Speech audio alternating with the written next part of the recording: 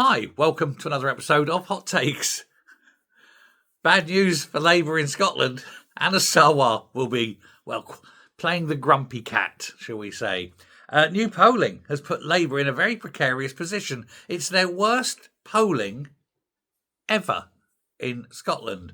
Literally destroyed. The party is, it's not likely to survive at this rate. Potentially, after the next election in May 26th, the Holyrood election, Labour could be in fourth place. Fourth. Behind the SNP, Reform and the Tories. At that point, you've got to consider that they may not be as popular as they like to think. Of course, it's not entirely Scottish Labour's fault. A lot of this is to do with the Labour Party, the Labour government, and the way that, shit hits the fan, really, doesn't it? And they've all been tarred with the same brush. Anna Sarwar is desperately trying to remove Scottish Labour from Labour, putting in policy differences, highlighting the differences, saying things differently. But it doesn't matter. In the minds of the people, Labour is Labour is Labour is Labour. And they are loathed at the moment. The SNP are benefiting. It's not, of course, that the SNP are doing well. It's just that no one else is challenging them. So they're still likely at the moment to become the biggest party. They won't be as big as they are now, but it's all the other votes will be split. Under this, second, of course, would be, at the moment, Reform, and the Tories third. It is absolutely stunning.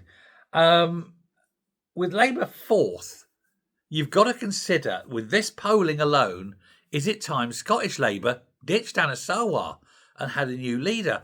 When polling is this bad, sometimes you need to change direction. And it's no real reflection on Anna Sarwar. He really hasn't done too many things particularly wrong.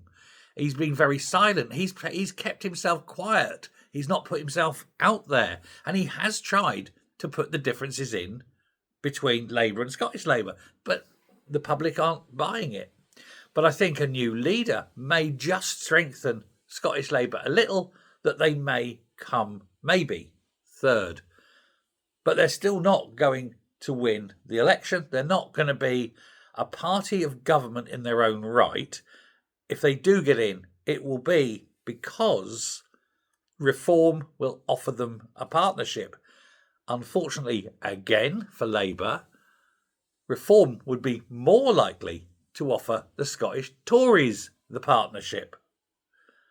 So I think you'll find both parties of the left, the SNP and Labour, will be out of power. It'll be interesting to see. There could, of course, be an SNP-Labour pact, but Anna Sarwar desperately doesn't want that. He doesn't want the SNP anywhere near power. Again, this is one thing all the other parties have got in common. They don't want to go into partnership with the SNP. Now, if Reform were truly bright and formed, and were the second party, for example, they could form a three-way tripartite agreement. Look, keep it centrist. We'll do a couple of things for Labour, a couple of things for the Tories, a lot of things for Reform, and you just bite it. But we get rid of the SNP.